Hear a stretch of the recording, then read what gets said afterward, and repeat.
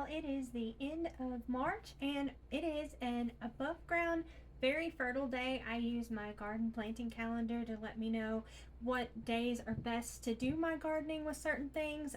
I use the astrological signs and the moon phases. I know that sounds really woo woo, but it has made such a big difference in my garden. I started off about a decade ago using just the moon phases, and then I've transitioned the past few years to the astrological signs, and it really has helped. So today we are going to be potting up some of our tomatoes. I do all of my gardening on a budget, and I try to use as little equipment as possible. I don't use grow lights or anything like that. I just put all of my plants in a south facing window and have them stacked on a little greenhouse. I don't use the plastic, I'm just using it for a shelf. But that's basically what I do, and we planted our tomatoes on March 8th, and I'm going to show you what they look like right now. Okay, so here's what our tomatoes look like right now. I, of course, as I always do, seem to always overplant. And yes, some of them are kind of leggy, and that does happen. But once it starts to get warmer, I'm able to put them outside more. Whenever we first started and they started germinating, it was really, really cold, and we have been really warm recently. So I've been able to have them out the past few days. Some of those days have been like 90. I think today's 85. So we've had some really warm days.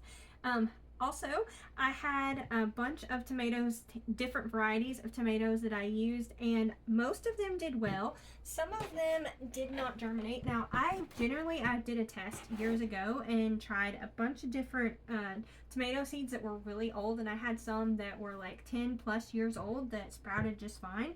But I noticed the ones that didn't were these big boys. Those did not, and the thing I noticed about those, I think they had a coating on them, and I'm wondering if maybe the seeds don't last as long if they have a coating. So that's one thing I noticed. This variety too, these were some I had got off of eBay. Those didn't sprout yet. And then also, I thought it was really funny, I had some that were in a coating because I had got these from Haas Tools. And I thought there was like one or two seeds, and I just went ahead and sprinkled all the white bits there. There were just like tiny little specks, and I didn't realize those tiny little specks were seeds. So I ended up with a lot more of these plants than I realized, but that's okay.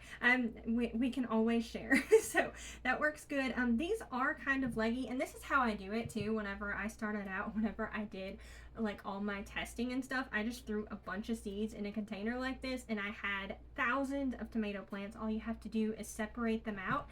And the great thing about tomatoes is you can plant them deep. So like you can take a little, I'll show you here in just a little bit, but you can take a little tomato like this and plant it way deeper, and it will grow roots all along the stem. So that is another really good thing about tomatoes. Let's see. So I'm wondering what the best route to tackle this is. And I think what I'm going to do is I'm going to find the empty ones right now. Since there's empty ones in this one. Ooh, I've got water in here. I bought them water also. So I'm trying not to make a mess. Give me just a second. I'm going to go get a tray.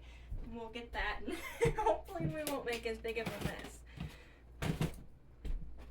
Okay. So we got a tray here. I kind of was running out of room in my little spot I had here. So we'll put these in here. And I'm on the fence about some of these because some of these don't really look that leggy. I may, like this one, I may just take that one out and let it be. This one seems fine to me. This one's slightly leggy. It's a better boy. I don't know. I may leave it. I'm not sure.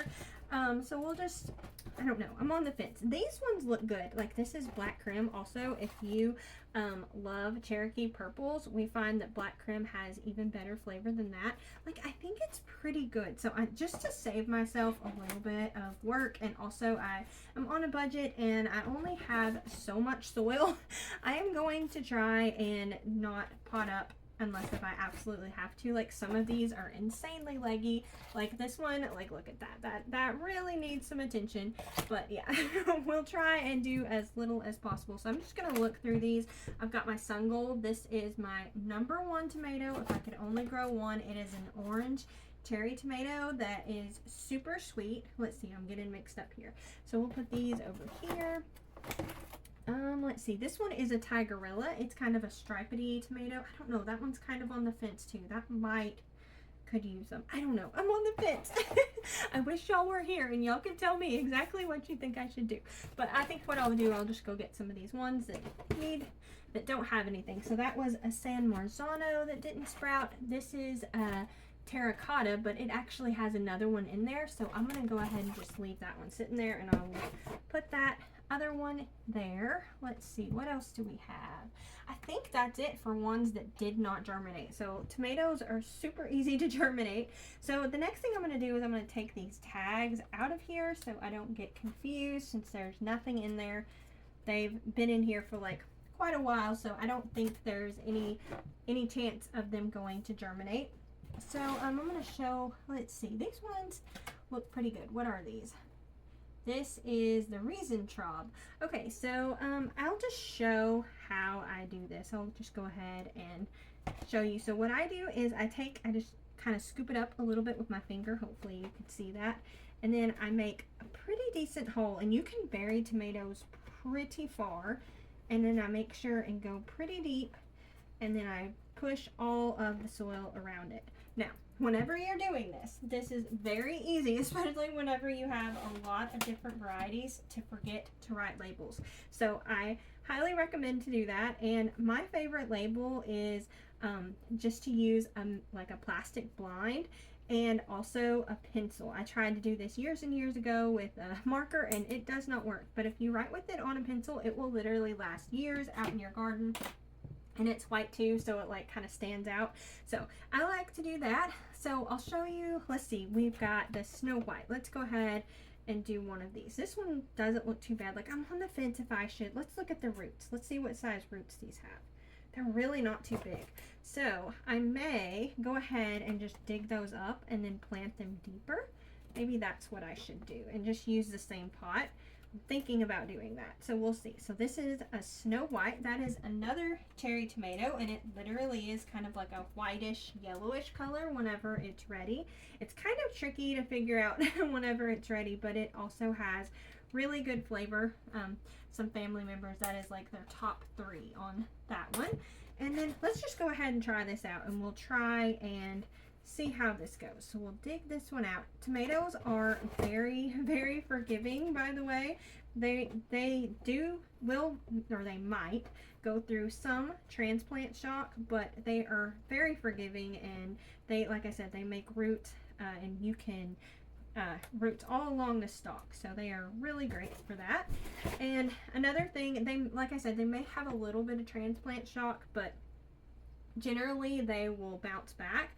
And whenever I do this, I also like to fertilize them. I did not have a chance to get that made today, so that will be a project for tomorrow. But I do need to remember to do that. So we'll go ahead. Let's see, I got San Marzano. Those are a paste tomato. This is one I haven't grown in a really long time, so I was giving it another try. Let's see, what do we have? I guess I'll just do this other Snow White here. I need to try and have some type of system here. If I have kind of did like my cherry tomatoes and then my paste tomatoes and my big slicer tomatoes, so I probably ought to try and keep that, because I plant all of that in separate beds. So that will probably be nice for me whenever I'm planting them out, to have them all together. So also, I do not plant mine out until around Mother's Day. They are pretty frost sensitive and don't like it super cold. Now, they aren't nearly as bad as peppers are, but they still don't seem to like it.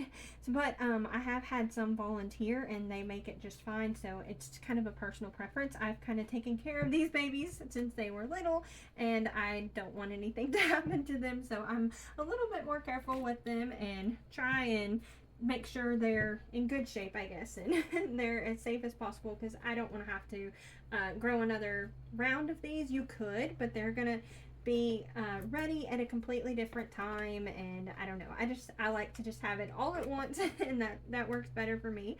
But I have done that to where I've started them in, like, when was it, May, I think, and it was kind of nice, because around the fall, when some of the other tomatoes are kind of finishing up, I had like a fresh batch of others. But these past few years, I have just been so overrun with tomatoes that I have not needed to do that. So, let's see, what else? I'm trying to remember. I plant them out in May, and I think that's about it. So I think I'm just going to go ahead and repot all these up. This is going to take me some time. And also, I don't know if I said, I've been putting them outside to harden them off a little bit. I start in more shade and then just kind of slowly work them up. That's what I've been doing, and that's worked great for me. It has been really warm recently, so I've been able to do that more. But whenever I'm doing all of this with the transplants, I keep them inside where it's not as direct sunlight on them, and they're just kind of in the window, and because they can have that transplant shock, so I found that's better. And then, like I said, I also fertilize them afterwards. So I'm going to keep potting them up, and then I'll show you what all they look like in the end. And we're going to end up with so many. I did not need this many plants, so I may end up having to give some away because this is way too many.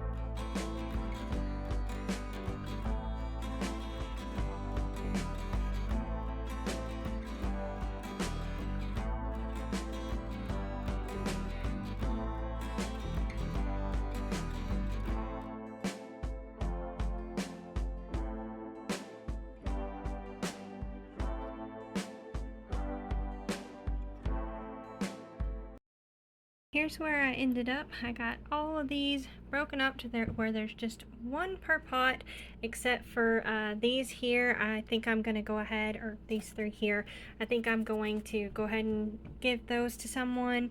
But everything else is potted up. I still need to water them because that soil that I had was really dry. But this is where we're at. We ended up having to do a couple more trays, so we have several more.